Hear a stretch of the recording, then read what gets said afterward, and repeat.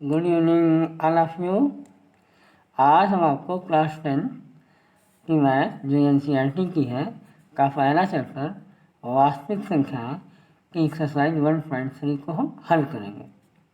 आपको एक महत्वपूर्ण जानकारी हम दे दें कि यदि आप इसी चैप्टर की एक्सरसाइज 1.1 या 1.2 को आप देखना चाहते हैं, उसके हल को देखना चाहते हैं या वास्तविक संख्या के परिचय के बारे में जानना चाहते हैं, तो वो सारी वीडियो हमारी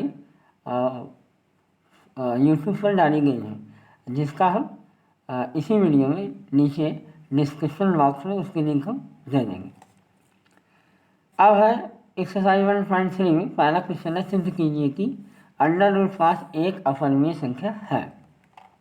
इसको सिद्ध करने के पहले हम आपको एक प्रमेय बताते हैं। प्रमेय है कि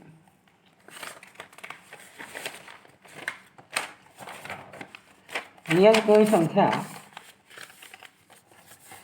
अभाज्य संख्या c के रूप में हो और वह किसी संख्या के पूर्ण वर्ग को विभाजित करती हो, तो c उस मूल संख्या को भी विभाजित करेगी। जैसे हम मान लें c बराबर 2 और कोई एक संख्या a² 64 दिया गया। अगर दो 64 को काट रही है क्योंकि इसको हम काटे तो 32 आएगा। तो ये कह रहे हैं कि तब उस स्थिति में जो c होगा वह a² का वर्गमूल, यानी a² का वर्गमूल क्या आएगा a, 64 का वर्गमूल क्या आएगा 8, यानी ये 8 को भी काटेगी। और आप देख भी रहे हैं, अगर 2 64 को काट रहा है तो 2 8 को भी काट रहा है। तो इस प्रमेय का प्रयोग हम इस एक्सरसाइज में करेंगे। अब है कि √2 एक अपरिमेय संख्या, इसको हमको प्रूव करना है। तो सबसे पहले हम मान लेते हैं कि माना √5 एक परिमेय संख्या है। माना √5 एक परिमेय संख्या है। जितनी भी परिमेय संख्याएं हैं उस सभी को हम c/q के रूप में लिख सकते हैं। इसलिए हम लिख दिया √5 c/q, जहाँ आप जानना कि जो c और q होता है वह पूर्णांक होता है। और यहाँ पूर्णांक तो है ही, लेकिन इसके साथ साथ हम मान रहे हैं कि c/q सह अभाज्य है।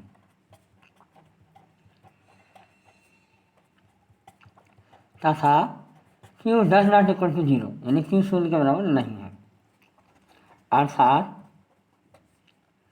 c और q में एक के अतिरिक्त कोई उभयनिष्ठ गुणनखंड नहीं है। आप दिमाग में आ रहा हो कि सहअभाज्य संख्या क्या है। सहअभाज्य उन संख्याओं कहते हैं जिसमें एक के अलावा कोई उभयनिष्ठ गुणनखंड ना हो। जैसे हम देख लें 3 और 5, ये सहअभाज्य है, क्योंकि हम देख लें 3 का अगर फैक्टर करें तो हम क्या लिखेंगे, इसको 1 × 3 लिखेंगे। 5 को फैक्टर करें तो 1 × 5 लिखेंगे, यानी एक के अलावा इसमें कोई उभयनिष्ठ अभाज्य गुणनखंड नहीं है। अब हम चलते हैं। अब आपका ये है क्या कहते हैं, √5 प्लस √5 = c/q, इन दोनों पक्षों को वर्ग करते हैं। वर्ग करने पर वर्ग करेंगे तो ये क्या आ जाएगा 5 और ये आ जाएगा p²/q²।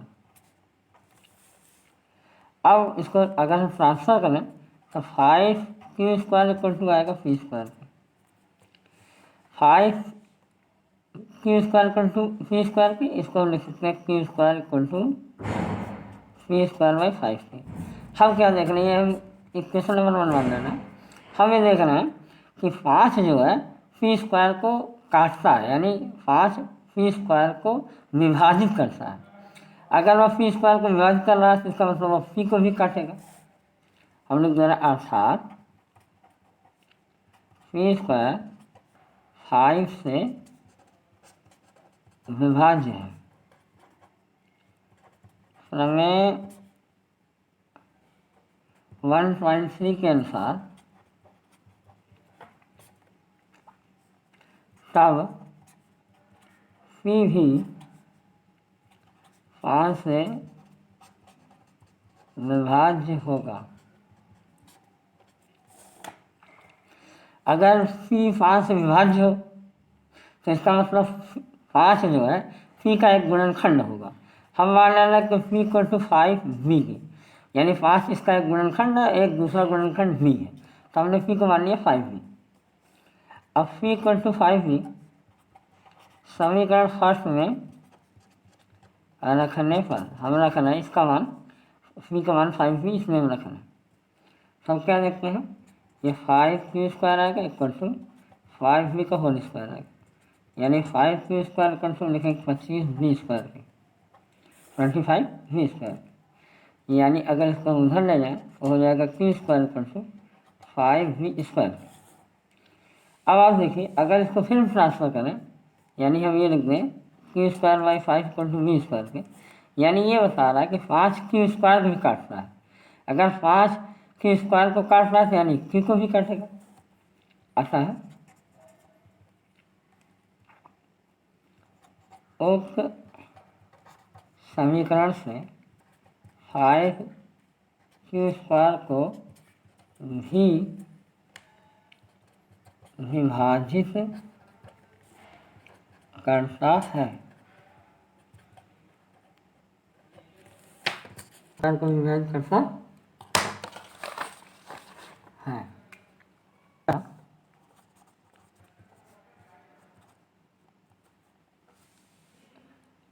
यह क्यू को भी विभाजित करेगा। अगर यह सी को विभाजित करना है, क्यू को विभाजित करना है, तो इसका मतलब ये है कि हमने जो सी क्यू को सअभाज्य माना था, यानी उसका उभयनिष्ठ गुणनखंड 1 माना था, वह उभयनिष्ठ गुणनखंड 1 ही नहीं है बल्कि 5 भी है। अतः सी और क्यू के उभयनिष्ठ गुणनखंड 1 के अलावा 5 भी है।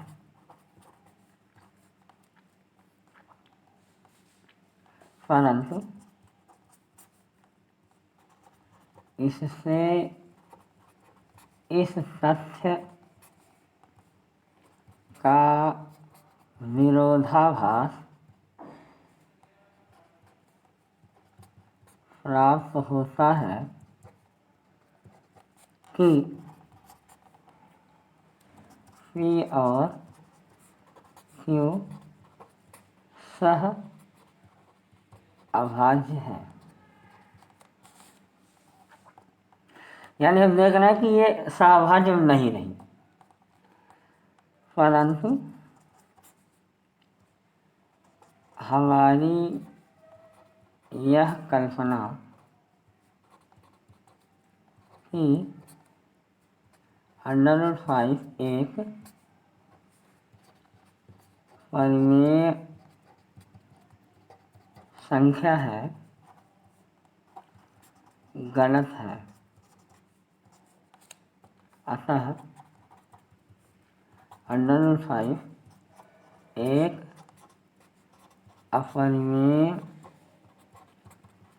संख्या है। यह प्रूफ हो गया। यानी आपने देखा कि अगर सी और क्यू सहअभाज्य नहीं है, यानी उसके एक के अलावा और भी गुणनखंड है 5 है, तो हम ये देख रहे हैं कि इसका मतलब हमने जो सोचा था कि √5 एक परिमेय संख्या होगी, ये बात सही नहीं, यानी हमारी कल्पना गलत है। अगर वो परिमेय नहीं है तो परिमेय नहीं है तो परिमेय होगी, क्योंकि संख्याएं वास्तविक संख्या या तो परिमेय होंगी या तो अपरिमेय होंगी, इसलिए √5 एक अपरिमेय संख्या है। अब हम आते हैं क्वेश्चन नंबर 2। इसी का देखिए क्वेश्चन नंबर 2 एक्सरसाइज 1.3 का, कि सिद्ध कीजिए कि 3 + 2√5 एक अपरिमेय संख्या है। तो सबसे पहले हम मानने से माना 3 + 2√5 एक परिमेय संख्या है और 3 + 2√5 = p/q, यानी जितने भी परिमेय संख्या उनको p/q के रूप में लिख सकते हैं। p/q एक पूर्णांक है जहाँ q ≤ 0 और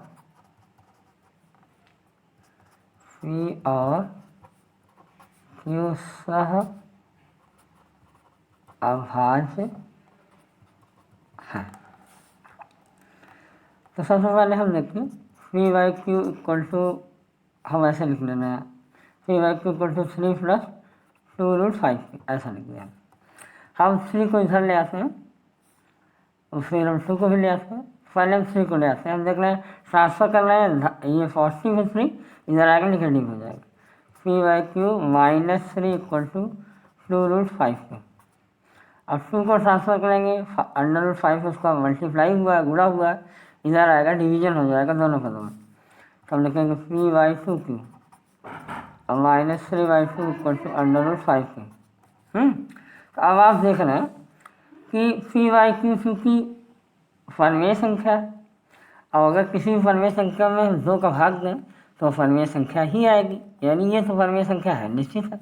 3/2 को भी हम देख रहे हैं परिमेय संख्या है, यानी ये दोनों परिमेय संख्या है। इन दोनों परिमेय संख्याओं का ये अंतर लिखा यानी घटाना।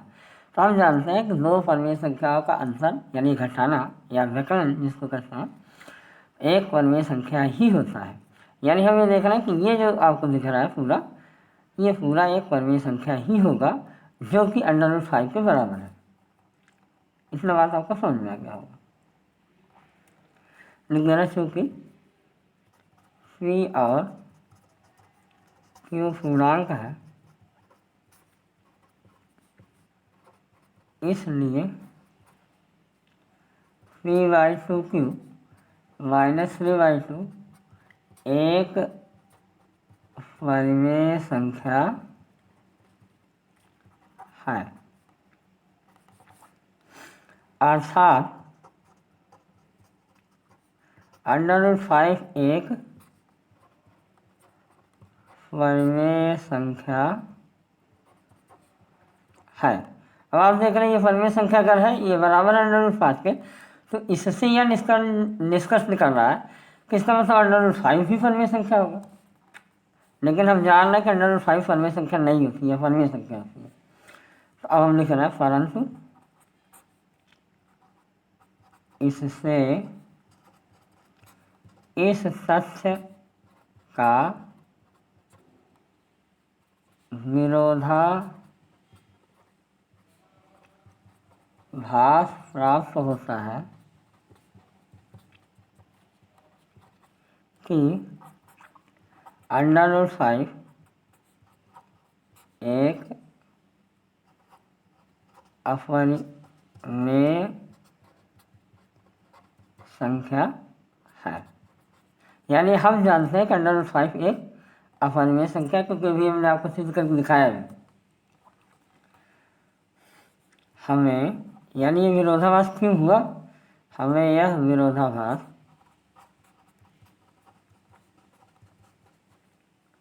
अपनी गलत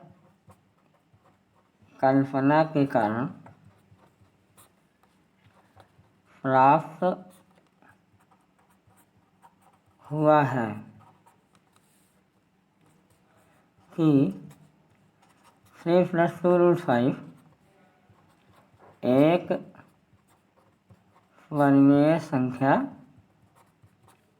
है। यानी हम जान रहे हैं कि ऐसा नहीं है। अतः हम इस निष्कर्ष पर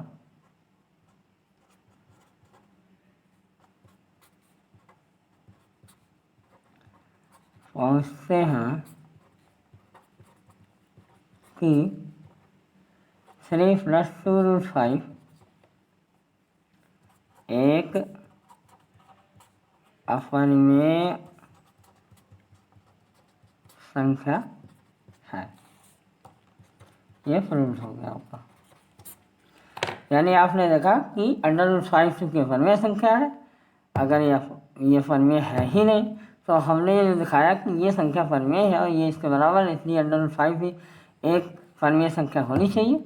ये परिमेय संख्या नहीं है। हमारी ये कल्पना कि 3 + 2√5 एक परिमेय संख्या ये गलत है। अगर ये परिमेय नहीं है तो निश्चित रूप से अपरिमेय ही होगी। ये आपका प्रूफ हो गया। क्वेश्चन नंबर 3 देखिए जरा, ये लिखा सिद्ध कीजिए कि निम्नलिखित संख्या अपरिमेय है। जैसे लिखा है 1/√2। जैसे हमने √5 को हमने सिद्ध किया वैसे आप इसको भी मान के सिद्ध कर लीजिएगा। ऐसे ही ये भी है 7√5, एकदम √5 की तरह है। आप इसको इसी जैसे हमने लिखा था वैसे लिख के इसको आप सिद्ध कर सकते हैं। इसका जो तीसरा पार्ट है 6 + √2, एकदम जैसे क्वेश्चन नंबर 2 है 3 + 2√5 एक अपरिमेय संख्या, एकदम हूबहू वैसा ही है। ऐसे ही मान को उसको भी आप सिद्ध कर सकते हैं। अगर आपको ये तीनों पार्टों में, क्वेश्चन नंबर 3 के तीनों पार्टों में अगर कोई भी दिक्कत हो तो आप हमारे कमेंट सेक्शन में जाएंगे, हमें सूचित करेंगे। अगले दिन हम नेक्स्ट वीडियो में आपके रिक्वेस्ट को जरूर हम ध्यान में रखते हुए हम नई वीडियो इस पर हम अपलोड करेंगे। तो आप हमारे चैनल को देखते रहिए। धन्यवाद।